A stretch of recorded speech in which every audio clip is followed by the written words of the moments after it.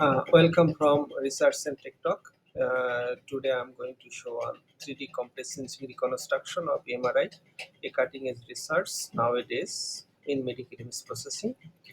Today I will use MATLAB for simulation, but you can use Python as well. For compressed sensing MRI, uh, mainly three-step are required. One is choosing a sampling matrix, read simulated 3D image, create under-sample k-space data, and develop and apply iterative algorithm for perfect reconstruction. Here, one more thing is we know prior-based algorithm is a basic requirements of compressed sensing due to time constraint. In this lecture, I will show only the iterative method without the denoising process. So let's go to the implementation process. So at first, everybody know that this editor. This is the MATLAB basic editor. You can use simply easily that way. So first I use some auxiliary command to clear screen, to close all window or something like that. Then I will use some function that are embedded with this one, as for example how to create the sampling matrix. That's been that auxiliary function I have used here. So for simulation, firstly we need to read a function. Here I have a function MATLAB. It's Phantom 3D with size 128. For perfect simulation, I have added some noise that controlled by the BSNR equation, and here I have used 30 decibel noise that consider additive, that is actually the real simulation. So you can have a close look what will happen after this command. That means if I execute this command by simply running this window, then you can see what is the actual difference. This is actual image.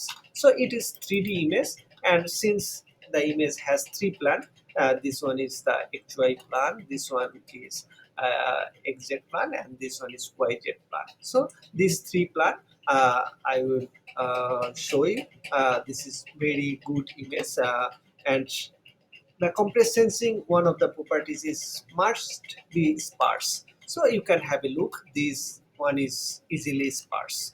So in that case, I don't use the perfect denoising, so it will work. But if your image is not sparse, then you must have to use some sparse transformation. One of the most popular sparse transformation matrix is Webler transform. In my next step is to create a 3D sampling pattern. So you can use, in my previous video I have shown how to create a Poisson sampling matrix, but in that work I have chosen a Cartesian sampling pattern, and one of the main reason is to use it's easily implementable for MRI machine by considering phase encoding and considering phase encoding. Here I have used the same size, same as the phantom data. So then I have created the sampling mask by simply using that commands. So once you want to use this reconstruction technique, you have to develop this one. Without generating this mask, you cannot apply that algorithm perfectly. So let's go to what will happen after running that command. So here once I run the code, it will execute and have a look. Then after finishing the execution, that's when it's done. I will create this sample Fourier transform embedded with that mask, create the sample data. That means yeah, data is my undersampling data, and if you want to show, that means by using command imagesc, here I will since the data is real, so I will show only the real part of data. You can check it, but this data contains actually. Um, by using this command. Just have a look. Here is the Fourier data. Since most of the data is in center, so we can select keep original data from this one. But if you look this part, it's almost zero in everywhere except this one. So that's why this one is called the Fourier in complex domain data. So next step is to is to use the iterative algorithm. First, I have used the traditional inverse Fourier transform. That means here is my inverse Fourier transform. So you can see what will happen. That means, yeah, if I execute that command again, that means if I want to visualize the image by using the basic traditional reconstruction, this one is the actual traditional reconstruction. See, it's noisy, blurry. So our target is to remove this noise and blur portion of this data by applying the regularized based reconstruction. Here I have developed a simple SART algorithm.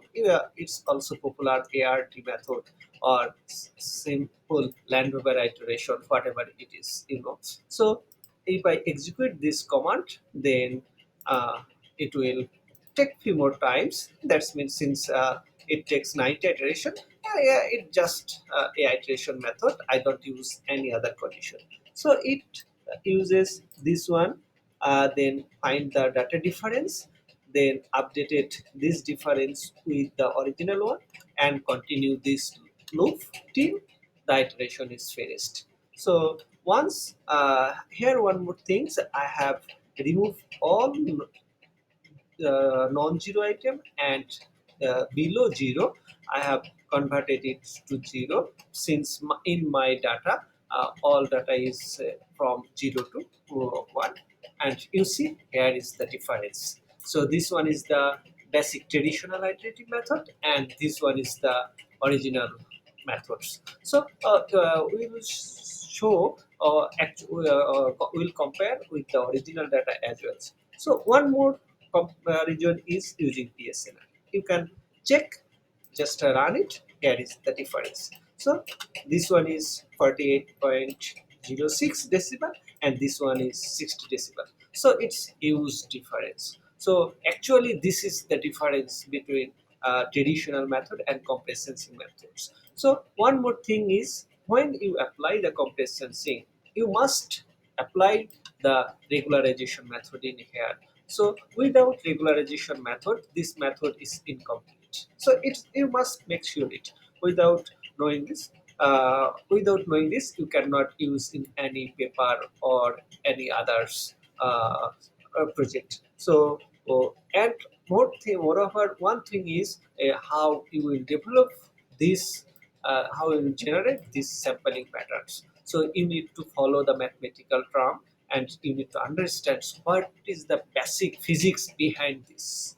So that's all for today. I hope it will very helpful who will start the compressed sensing, and for higher dimensional data, especially 3D or more of 3D. So thank you today. Thank you.